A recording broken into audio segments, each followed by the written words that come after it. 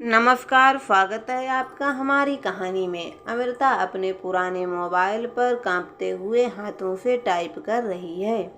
मैं तुमसे बहुत प्यार करती हूँ आदित्य, लेकिन अब मैं जीना नहीं चाहती।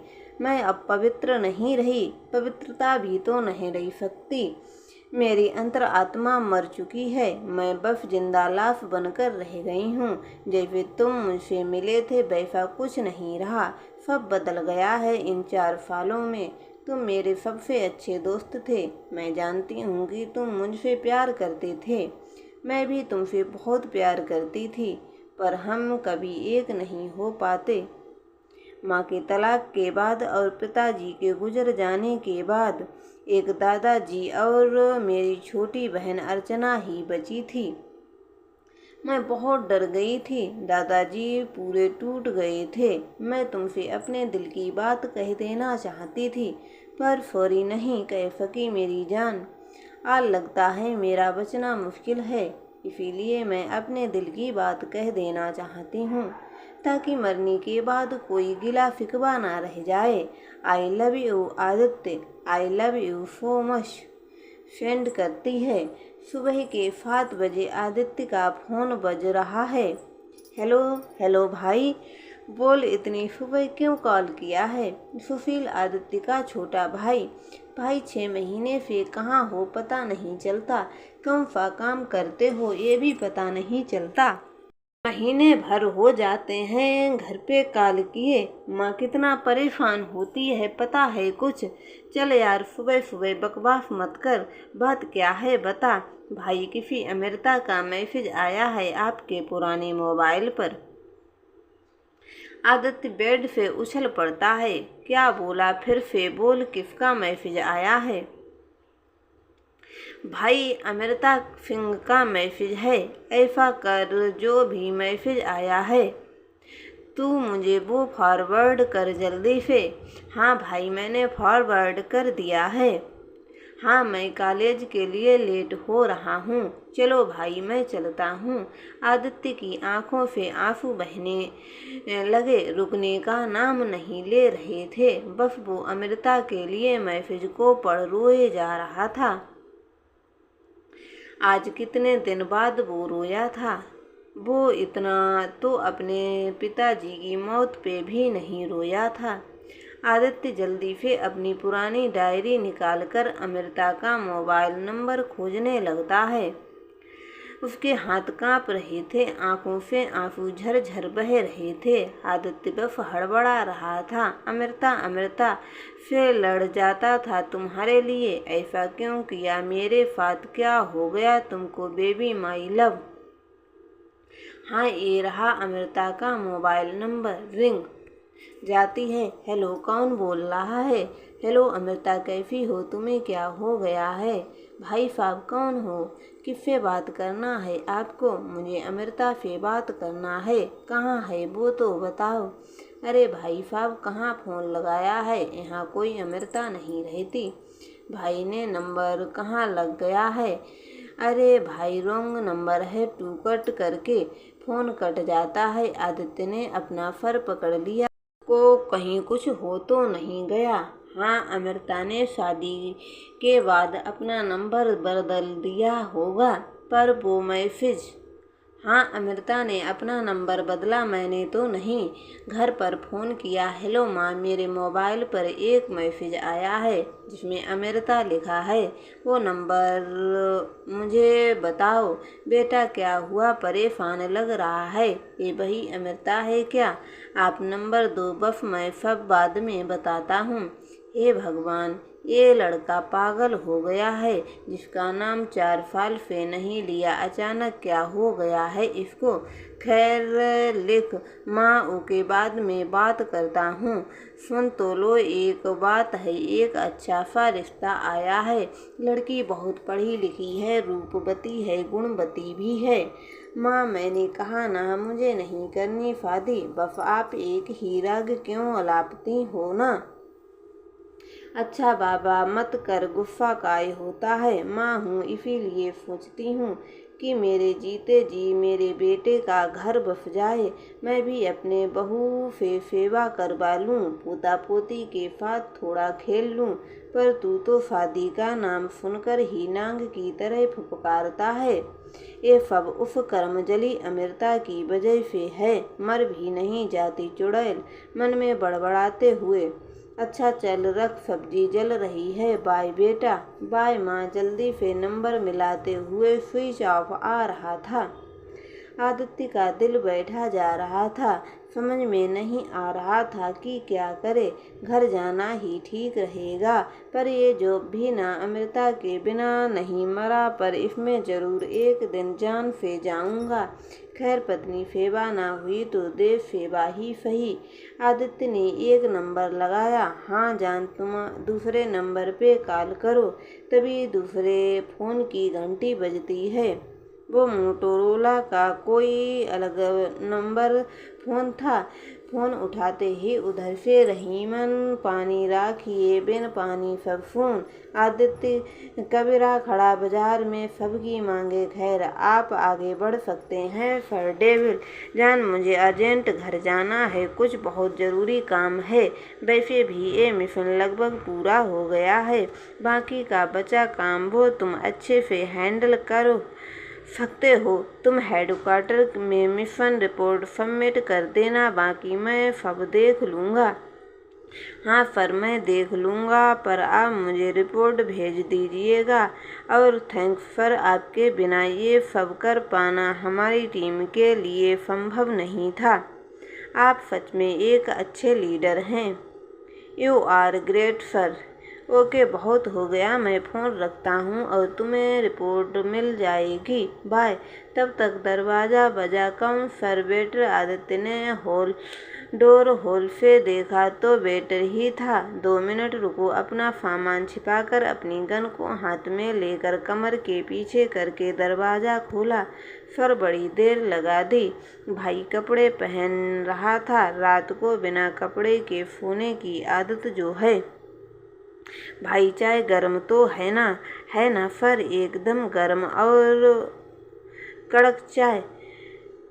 यार, तुझे कहीं देखा है, याद नहीं आ रहा? ओह, तुम मोहन हो ना? हाँ सर, मैं मोहन। आपको कैसे पता?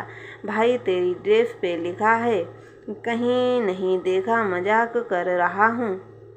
वेटर के जाने के बाद आदित्य दरवाज़ा बंद करता है और बाथरूम में जाकर नहाता है। नहाते हुए वो कुछ याद करने की कोशिश करता है। कहाँ देखा है, कहाँ इस वेटर को कुछ जाना पहचाना लग रहा है। याद नहीं आ रहा है, जाने दो। नहा के बाहर आता है। कपड़े पहनने के बाद खुद को शीशे में देखा। हल्का सा मुस्कुराते हुए कंघी करता है। उसके बाद आदित्य खिड़की के पर्दे ठीक करके अपना लैपटॉप ऑन करता है और टेबल पर रखी चाय पीते हुए फिंगरप्रिंट से लैपटॉप ओपन करता है। उसके बाद मेल में जाके रिपोर्ट को कर देता है और फटाफट तैयार होकर अपने कमरे में अपना सारा सामान समेटता है, जिसमें कुछ खास तरह के गैजेट होते हैं जो आम लोगों के इस्तेमाल में नहीं ही आते हैं। एक बार कमरे को ध्यान से चेक करता है कि कुछ छूटा तो नहीं और अपना बैग पैक करके नीचे रिसेप्शन पे चेक आउट करने जाता है। अरे आप कौन? वो अंकल नहीं दिख रहे, आज आए नहीं क्या? आदित्य ने बड़ी ही खूबसूरती इसी लड़की को देखकर ये सवाल पूछा, जो बड़ी ही सभ्य लग रही थी साड़ी में। गुड मॉर्निंग सर, मैं दिव्या। वो अंकल मेरे पापा हैं। उनकी तबीयत आजकल ठीक नहीं रहती है, इसीलिए रिसेप्शन का काम मैं देख रही हूँ। अच्छा बताइए, क्या चाहिए आपको? जी कुछ नहीं, बस मैं चेकआउट करने आया था, किसी ज़रूरी काम से जाना पड़ रहा है। ओके सर, ये रहा आपका आईडी कार्ड, आप जा सकते हैं। आपका दिन शुभ हो। जी धन्यवाद, आपका भी दिन शुभ हो। आदित्य मेन रोड पर आकर ऑटो रोकता है। भैया कहाँ जाना है? एयरपोर्ट तक जाना है। ओके, आ जाइए, छोड़ देंगे। ऑटो में गाना बज रहा था, मैं फिर भी तुमको चाहूँगा, मैं फिर भी तुमको चाहूँगा, फिर तेरी चाहत में मर जाऊँगा। आदित्य ये गाना सुनते सुनते यादों में खो जाता है। वो पुरानी यादें जो अमृता से जुड़ी थीं, सब कुछ किसी मूवी की तरह दिमाग में चलने लगता है। अभी कुछ ज़्यादा समय नहीं बीता था आदित्य को कॉलेज में प्रवेश लिए हुए। 12वीं के बाद सब मिलकर नया नया सा था। ना टाइम पे आना ना टाइम पे जाना, सब अपने मन का था। पर जहाँ सब इस नए माहौल में रच बस गए थे, जिंदगी के मज़े ले रहे थे, नशा करना, नई नई लड़कियों से दोस्ती, पिक्चर पार्टी एंजॉय कर रहे थे, वहीं आदित्य का इन सब में कुछ ज़्यादा इंटरेस्ट नहीं था। वो अपने काम से काम रखता था। ऐसा नहीं था कि उसे ये सब पसंद नहीं था, पर वो जानता था कि अगर वो इन सब चीज़ों में पड़ेगा तो उसका करियर बर्बाद हो जाएगा। घर की परिस्थिति इतनी अच्छी नहीं थी कि इन सब फालतू कामों में ध्यान दे सके। पापा के जाने के बाद सारा घर चलाने का बोझ माँ के सर पर आ गया था। वो तो अच्छा था कि माँ सरकारी जॉब करती थी, नहीं तो हम लोग कब का सड़क पे आ चुके होते। पापा के जाने के बाद रिश्तेदारों ने भी हमसे किनारा कर लिया था कि कहीं हम कोई पैसे ना मांग लें। बस एक भारत अंकल ही थे जो हमारे सुख दुख में हमेशा साथ खड़े रहते थे। भारत अंकल हमारे रिश्तेदार तो नहीं थे, लेकिन उससे ज़्यादा ही थे, क्योंकि जिस बुरे वक्त में सबने साथ छोड़ा था, भारत अंकल ने ही हमारा साथ दिया था। वो भी पापा के साथ ही काम करते थे।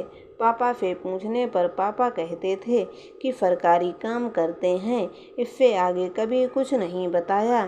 कभी कभी महीनों गायब रहते थे काम के सिलसिले में।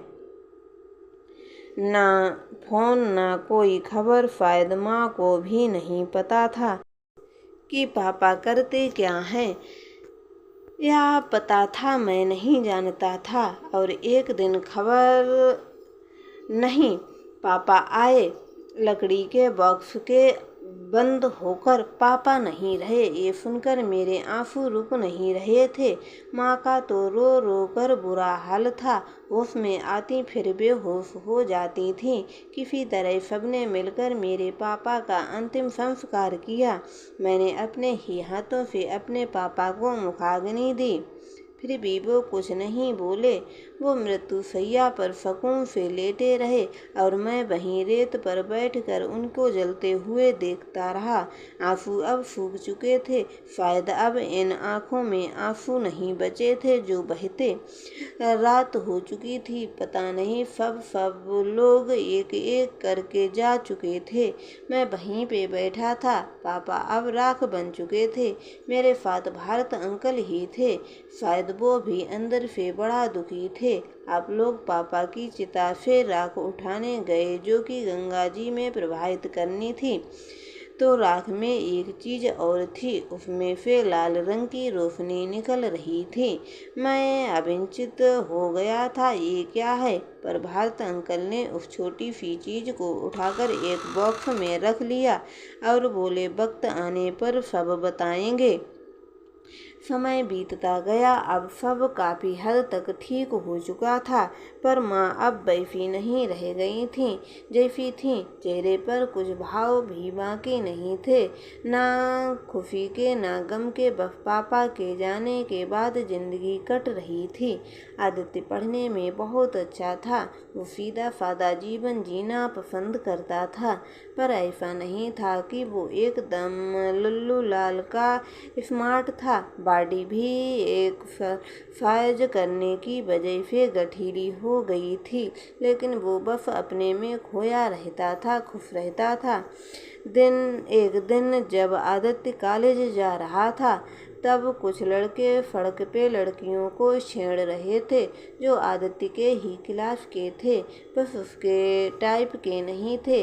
अरे जाने मंजर, जरा इधर तो देखो, कहाँ चली छमक छल्लो, जरा हमें भी देखो, आपके दीवाने हैं।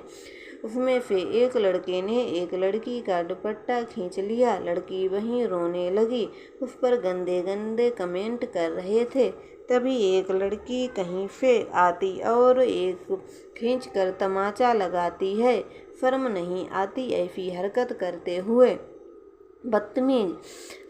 तब तक लड़के उस लड़की के साथ बदतमीजी करने लगते हैं, लेकिन इस बार जो घूंसा उस लड़के के मुंह पर पड़ा तो 2 दांत टूट गए। ये किसी लड़की का नहीं, कब से इन लड़कों को बदतमीजी से देख रहे आदित्य का था।